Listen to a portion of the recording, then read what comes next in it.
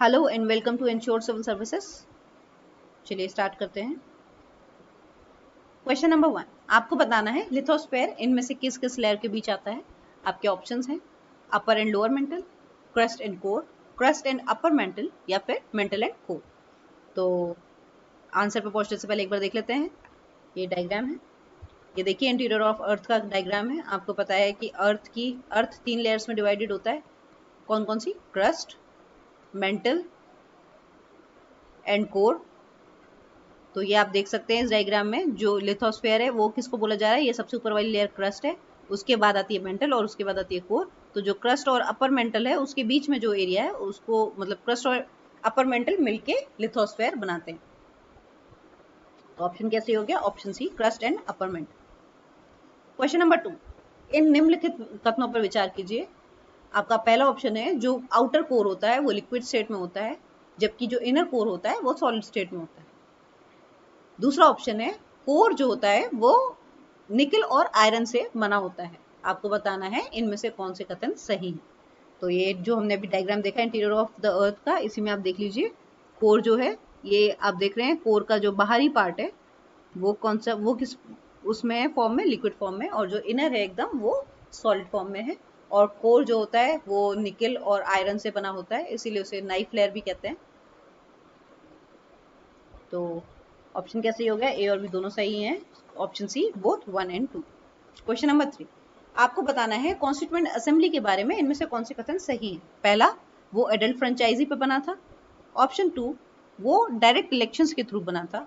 Option 3, जो constituent assembly है उसने कमिटीज के थ्रू अपना काम किया। तो समझ लेते हैं एक बार कॉन्स्टिट्यूएंट असेंबली। आपको पता है कि कैबिनेट मिशन प्लान आया था 1946 में, जिसके थ्रू फाइनली ये डिसाइड हो गया कि इंडिया में ट्रांसफर ऑफ पावर होगा, और transfer of power gradual manner में होगा, जिसके लिए आप अपनी कॉन्स्टिट्यूएंट असेंबली बनाइए और अपना कॉन्स्टिट्यूशन लिखिए। तो जब कॉन्स्टिट्यूएंट असेंबली बनी उसमें 2 जगह से लोग आने थे, बेसिकली ब्रिटिश प्रोविंसेस जो थे और जो प्रिंसली स्टेट्स थे। जो ब्रिटिश प्रोविंसेस थे उनमें से जो प्रोविंशियल स्टेट असेंबलीज बनी हुई थी वहां से लोगों ने अपने बीच से मुस्लिम, सिख और जनरल जो कैंडिडेट्स थे उनमें से इलेक्ट करके लोग भेजे, और जो प्रिंसली स्टेट्स थी वहां से अपनी अपनी अपनी प्रिंसली स्टेट से नॉमिनेट करके लोगों को भेजा गया। तो इसमें कहीं पे भी डायरेक्ट इलेक्शन की बात नहीं हुई थी। ऑप्शन 2 गलत। एडल्ट फ्रेंचाइजी पे भी इलेक्शन नहीं हुए थे, क्योंकि सिर्फ जो प्रोविंशियल स्टेट असेंबलीज थी वहां से ही इलेक्शन, उन्हीं लोगों ने इलेक्ट करके अपने यहाँ से अपने अपने कैंडिडेट्स भेजे थे। लेकिन हाँ, जो कॉन्स्टिट्यूएंट असेंबली थी उसने कमिटीज के थ्रू काम किया। आपको पता है कि ड्राफ्टिंग कमिटी थी जिसके chairman B are Ambedkar ji थे, और ऐसे ही स्टीयरिंग कमिटी थी जिसके डॉक्टर राजेंद्र प्रसाद थे, और ऐसे ही बहुत सारी कमिटीज थी जिनके थ्रू कॉन्स्टिट्यूएंट असेंबली ने अपना काम किया। तो सही ऑप्शन क्या हो गया? B, only 3।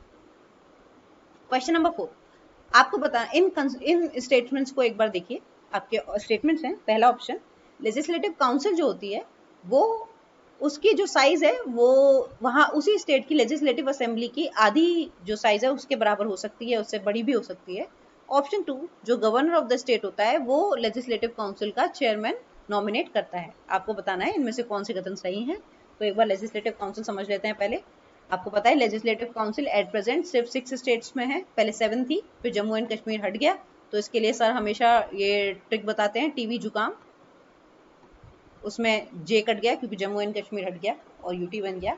तो अब बची 6 स्टेट्स जिनमें ये लेजिस्लेटिव काउंसिल है, तेलंगाना, बिहार, यूपी, कर्नाटक, आंध्रा एंड महाराष्ट्र। तो ये 6 स्टेट्स हैं जिनमें एट प्रेजेंट लेजिस्लेटिव काउंसिल है। आर्टिकल 169 बताता है कि लेजिस्लेटिव काउंसिल को अबॉलिश किया जा सकता है कैसे? अगर उस स्टेट की लेजिस्लेटिव असेंबली स्पेशल मेजोरिटी से इस रेजोल्यूशन को पास कर दे, और ये रेजोल्यूशन पास होके पार्लियामेंट पे चला जाए और पार्लियामेंट के दोनों सदन सिंपल मेजोरिटी से इस रेजोल्यूशन को पास कर दें, तो उस स्टेट की लेजिस्लेटिव काउंसिल को हटाया जा सकता है। आर्टिकल 171 कॉन्स्टिट्यूशन का कहता है कि जो लेजिस्लेटिव काउंसिल है स्टेट की, उसका जो साइज है वो 1/3 जो कि साइज है उस स्टेट की स्टेट असेंबली का, उससे ज्यादा नहीं हो सकता है। और मिनिमम उसमें 40 मेंबर्स होने चाहिए। राज्यसभा, जैसे कि एक हम जानते हैं कि जैसे पार्लियामेंट में राज्यसभा जो है वो एक कंटिन्यूइंग चैम्बर होती है और उसको डिसॉल्व नहीं किया जा सकता, इसीलिए इसको परमानेंट चैम्बर कहते हैं। लेकिन उसमें भी उनका टेन्योर 6 साल का होता है, पर हर दूसरे साल उसमें से 1/3 लोग रिटायर होते रहते हैं। इसी तरह लेजिस्लेटिव काउंसिल में भी उनका जो मेंबर्स का टेन्योर होता है वो 6 साल का होता है, लेकिन 1/3 मेंबर्स हर 2 साल में रिटायर होते रहते हैं। और जो जिस तरह राज्यसभा में हम देखते हैं कि जो वाइस प्रेसिडेंट होते हैं वो एक्स ऑफिशियो चेयरमैन होते हैं राज्यसभा के, लेकिन काउंसिल में ऐसा नहीं होता कि गवर्नर यहाँ के एक्स ऑफिशियो चेयरमैन होंगे या फिर गवर्नर नॉमिनेट करेंगे, बल्कि काउंसिल अपने मेंबर्स में से ही चेयरमैन और डेप्यूटी चेयरमैन का चयन करती है। अब ऑप्शंस देख लेते हैं। Legislative Council of a state in India can be larger in size than that of the legislative assembly, half of the legislative assembly of that particular state। गलत, हमने देखा भी कि 1/3 से ज्यादा नहीं हो सकते। और governor of state nominates chairman of legislative council, अभी हमने देखा लेजिस्लेटिव काउंसिल का चेयरमैन और डिप्टी चेयरमैन दोनों लेजिस्लेटिव काउंसिल अपने बीच में से चयन करती है। तो इसका आंसर क्या सही होगा? D, neither one not two. Question number 5, बाल गंगाधर तिलक के बारे में निम्नलिखित कथनों पर विचार कीजिए। आपके ऑप्शंस हैं। पहला, वो जो वीकली था केसरी, जो कि मराठी में लिखा जाता था, और जो वीकली था महारथा, जो कि इंग्लिश में लिखा जाता था, इस दोनों के वो एडिटर थे। उन्होंने डेक्कन एजुकेशन सोसाइटी की भी स्थापना की थी। आपको बताना है इनमें से कौन से कथन सही हैं। तो बाल गंगाधर तिलक जी एक बहुत ही कैरिज्मेटिक पर्सनालिटी के रिवोल्यूशनरिस्ट थे। उन्होंने रिवोल्यूशन लाने के लिए बहुत सारे काम किए, जिनमें से एक था उन्होंने 2 वीकलीज चलाए, एक मराठी में और एक इंग्लिश में। मराठी में चलने वाला वीकली था केसरी और जो इंग्लिश में चलने वाला वीकली था वो था मराठा। तो ये पहला ऑप्शन सही है। उन्होंने डेक्कन एजुकेशन सोसाइटी की स्थापना की, किसके साथ? एमजी रनाडे भी थे इसमें।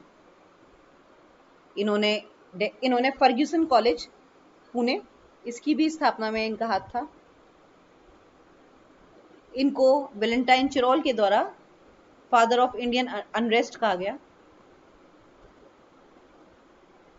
आपको पता है बाल गंगाधर तिलक, इन्होंने होम रूल लीग की भी स्थापना की थी। 2 होम रूल लीग बनी थी 1916 में, जिसमें एक थी तिलक जी की और एक थी एनी बेसेंट की।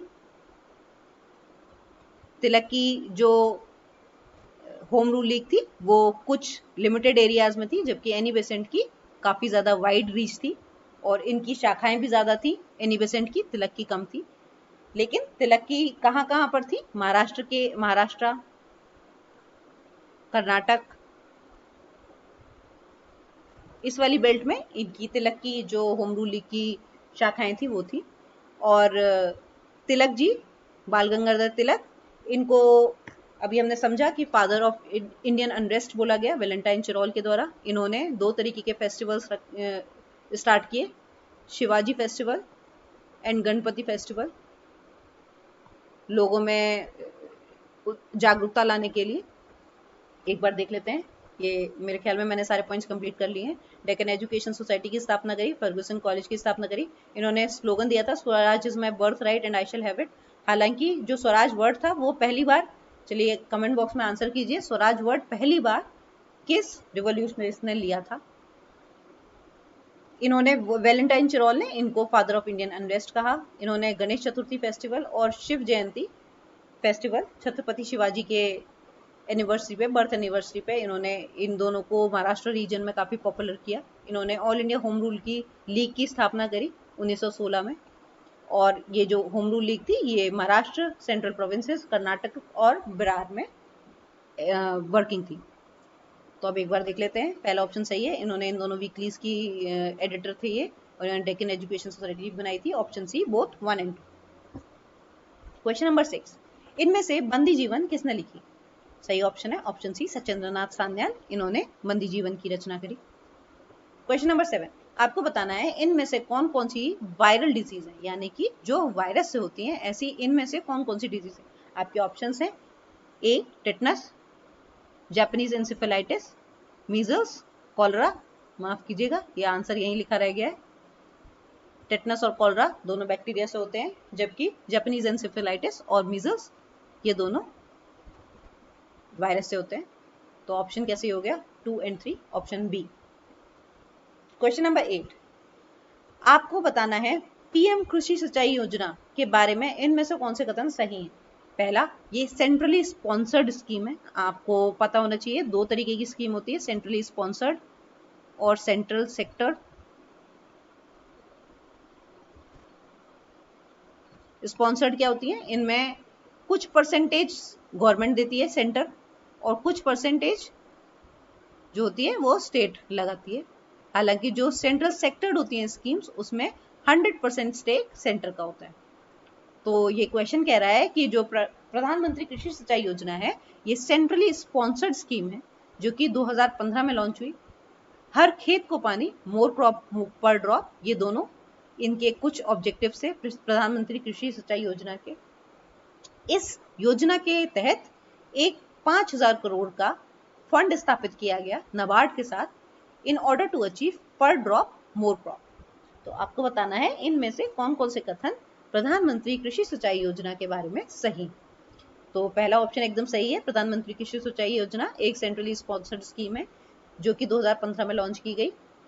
इसमें 3 तरीके के मेन ऑब्जेक्टिव्स हैं, हर खेत को पानी, मोर क्रॉप पर ड्रॉप एंड वाटरशेड मैनेजमेंट।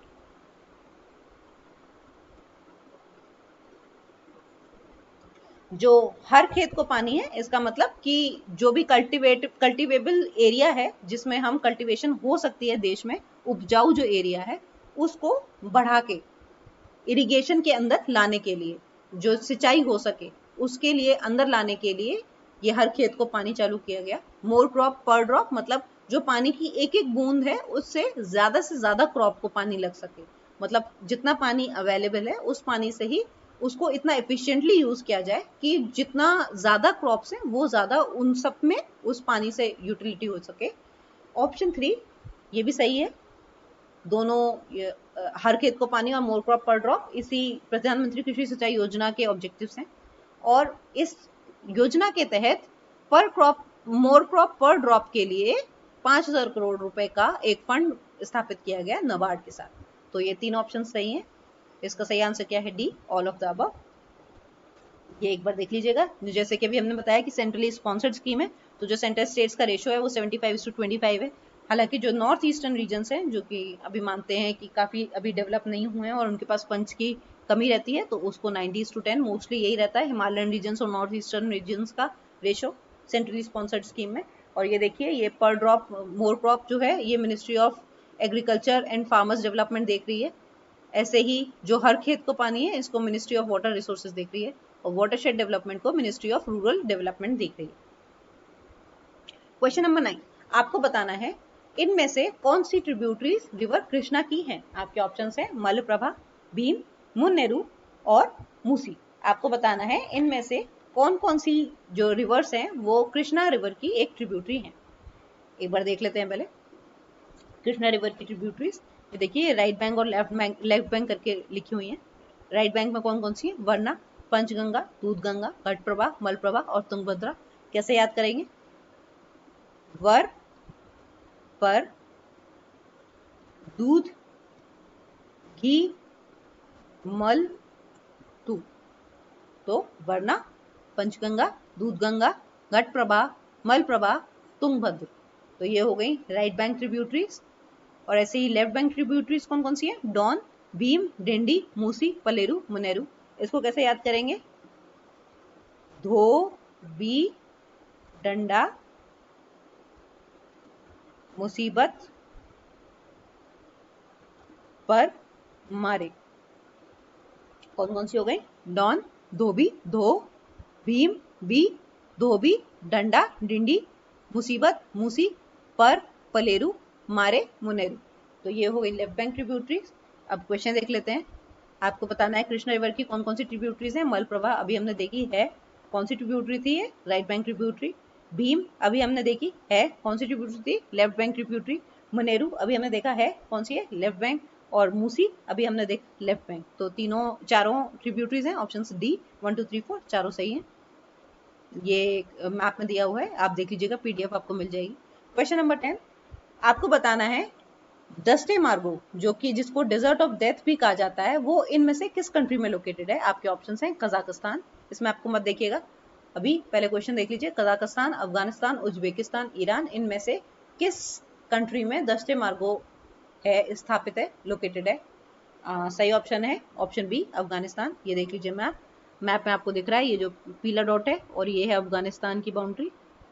तो अफगानिस्तान के अंदर है दश्ते मार्गो, उसके अलावा 2 डेजर्ट्स और हैं, दश्ते काबिर और दश्ते लुट, ये दोनों ईरान में।